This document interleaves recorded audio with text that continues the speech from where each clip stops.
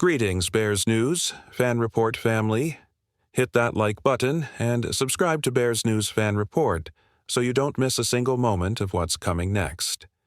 There's a storm brewing over Halas Hall as the Chicago Bears inch closer to trimming, down to their 53-man roster, and I promise you, the tension in the locker room is thicker than a late November fog rolling over Soldier Field. Imagine this. Your favorite team's season hangs in the balance, and there's one particular warrior, fighting tooth and nail for his NFL future.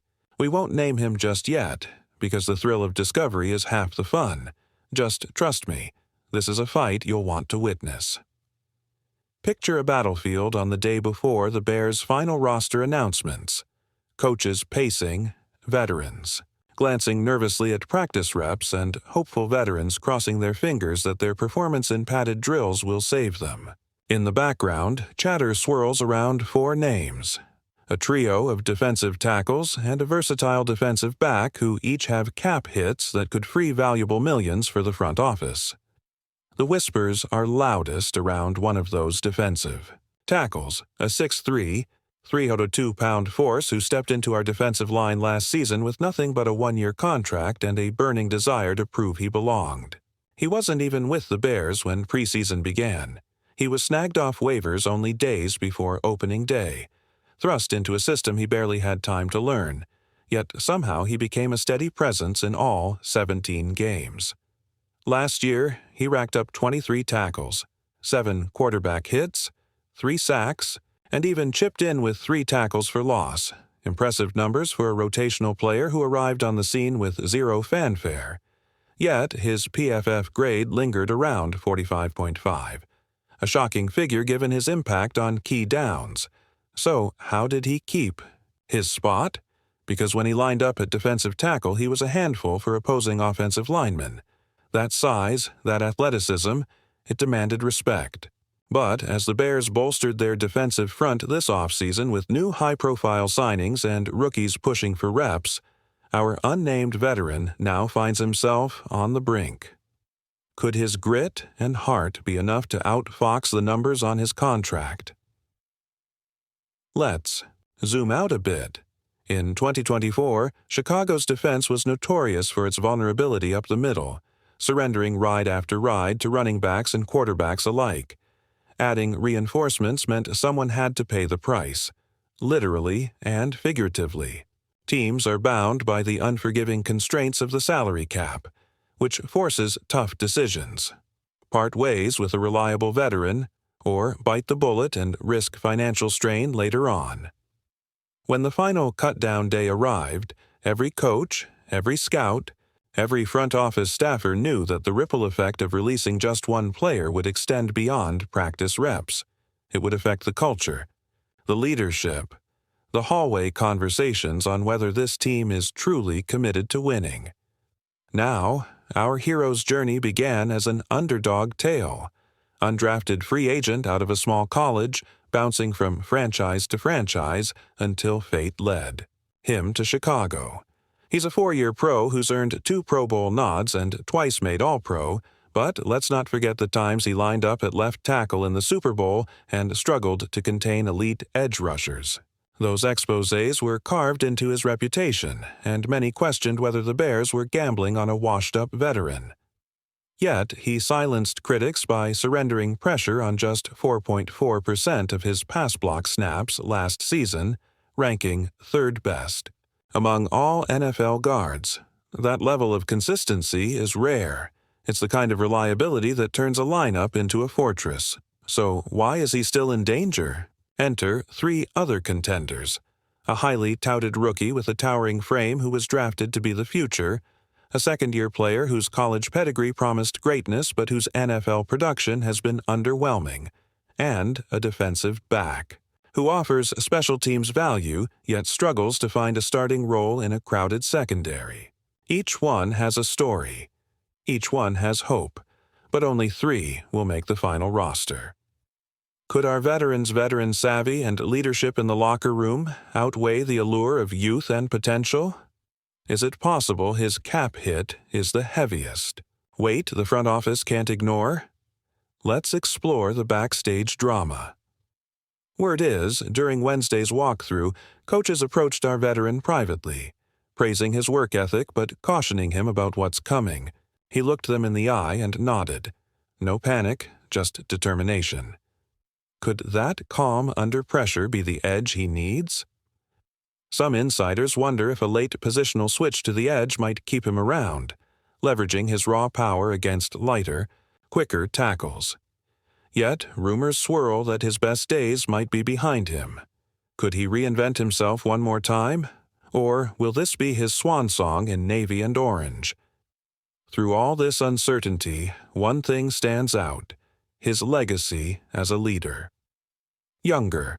Linemen hang on his every word in the film room, trying to absorb his championship mindset. Some say his presence in practice elevates everyone around him. He's the player who, even when on his back, manages to wall off two defenders and spring a run back for a gain. And that's why there's a genuine debate. Can the Bears afford to cut him loose and risk losing the intangible value he brings? Or do they invest those cap savings into an unproven rookie with more upside?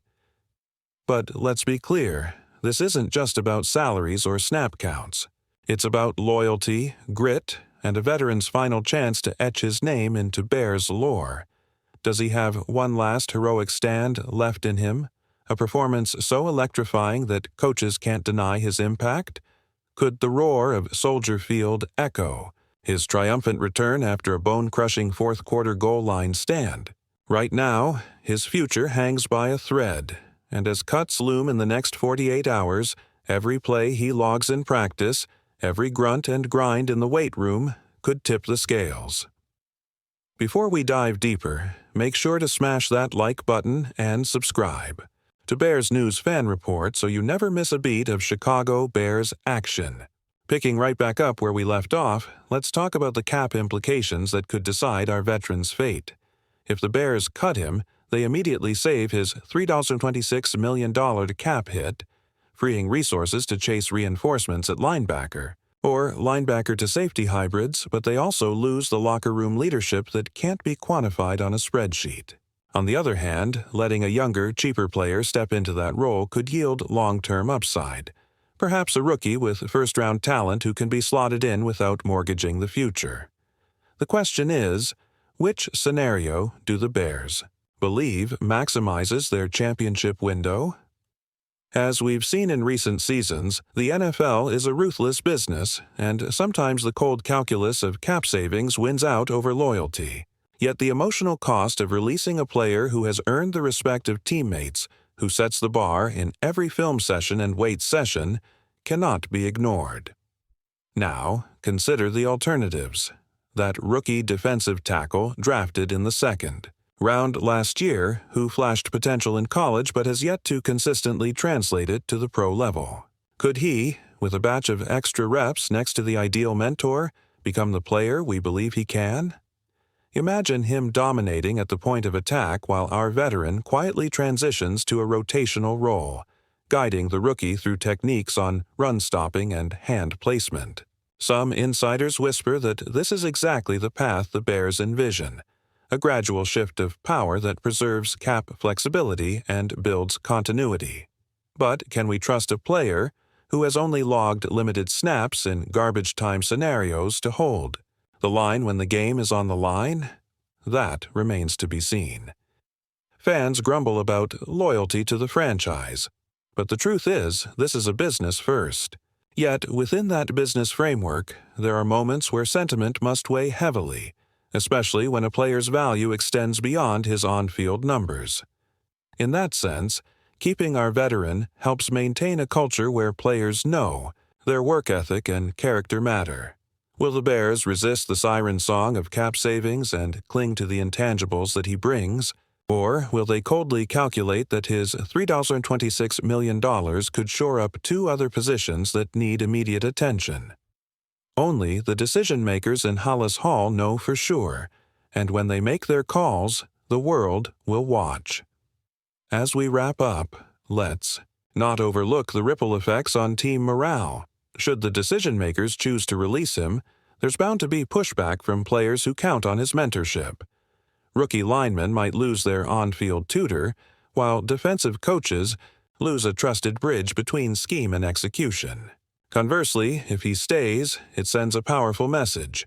We believe in earned trust, veteran leadership, and the power of continuity. In a league where turnover is the norm, that message can invigorate a locker room and lay the foundation for a winning culture. But what do you think about all of this? Personally, I believe the Bears need to value that veteran presence more than the potential cap savings. Keeping him around could help this defense gel faster and offer the kind of on-field leadership that can't be replaced by a spreadsheet. I'm convinced that his mental toughness and ability to rally teammates could be the difference between an early season slump and a sustained playoff run. I can't wait to read your thoughts in the comments below. If you enjoyed this breakdown, don't forget to hit that like button, subscribe to Bears News Fan Report, and ring the notification bell so you're first in line for our next deep dive. Thanks for watching, and as always, bear down.